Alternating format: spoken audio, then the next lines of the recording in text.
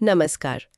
आज हम जिनकी बात करने जा रहे हैं उन्हें कहते हैं ज्ञान के चिरंजीवी ऋषि महर्षि वेदव्यास। जी बिल्कुल। हमारे पास कुछ सामग्री है जो उनके जीवन, उनके विशाल काम और उनकी अमरता से जुड़ी बातों पर रोशनी डालती है। हाँ तो आज कोशिश करेंगे कि उनके ज्ञान के सागर से कुछ खास बातें समझें। बिल्कुल। कहते हैं उनके जन्म की कहानी ही बड़ी अनोखी है और जिस तरह उन्होंने ज्ञान को सहेजा वो तो कमाल ही था। हाँ, उनका जन्म ही देखिए कितना असाधारण था। पिता थे महर्षि पराशर और माता सत्यवती जी। हाँ, सत्यवती जो मछुआरे की पुत्री थी ऐसा कहते हैं, और गंधर्व कन्या भी। जी, दोनों बातें आती हैं कथाओं में। और कहते हैं यमुना के एक द्वीप पर उनका जन्म हुआ, इसीलिए वो द्वैपायन कहलाए। अच्छा, द्वीप पर जन्म होने से द्वैपायन। हाँ, और रंग सांवला था तो नाम पड़ा कृष्ण, तो असल नाम हुआ कृष्ण द्वैपायन। कृष्ण द्वैपायन। हाँ। और वेदव्यास, ये नाम फिर? ये कैसे पड़ा, क्या मतलब है इसका? ये नाम तो उनके सबसे बड़े काम से जुड़ा है।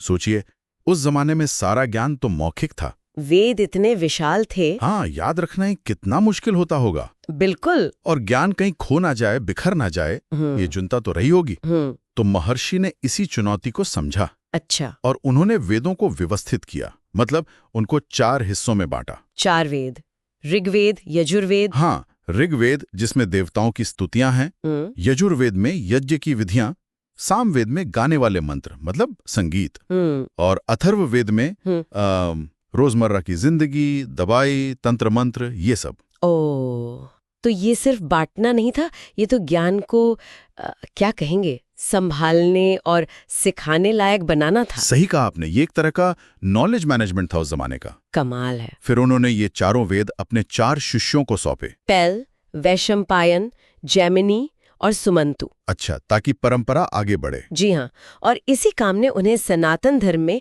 आदि गुरु का दर्जा दिलाया, ज्ञान के संरक्षक। ये वेदों वाला काम ही इतना बड़ा है, पर शायद लोग उन्हें महाभारत के लिए ज्यादा जानते हैं। 1 लाख से ज्यादा श्लोक। हाँ, वो तो है ही। महाभारत तो अपने आप में एक ब्रह्मांड है। हाँ, वो कहावत भी है ना कि जो इसमें है वही सब जगह, और जो इसमें नहीं वो कहीं नहीं। यदि हास्ति तदन्यत्र यन्ने आस्ति न तत्क्वचित्। सही। पर इससे लिखा कैसे गया? वो गणेश जी वाली कहानी की व्यास जी बोलते गए और गणेश जी लिखते गए। हाँ, वो प्रसंग बड़ा दिलचस्प है। उसमें भी कोई शर्त थी शायद? हाँ, कहते हैं जब व्यास जी ने सोचा कि इसे लिखवाना है तो उन्हें कोई ऐसा चाहिए था जो उनकी स्पीड से लिख सके। हाँ, इतनी तेजी से विचार आते होंगे। तो ब्रह्मा जी ने गणेश जी का नाम सुझाया। गणेश जी मान तो गए, पर शर्त रखी कि मेरा कलम एक पल भी नहीं रुकना चाहिए। अरे वाह। तो व्यास जी ने भी सामने एक शर्त रख दी कि ठीक है, पर आप बिना समझे कोई श्लोक नहीं लिखेंगे। अच्छा, ये तो कमाल की जुगलबंदी हुई।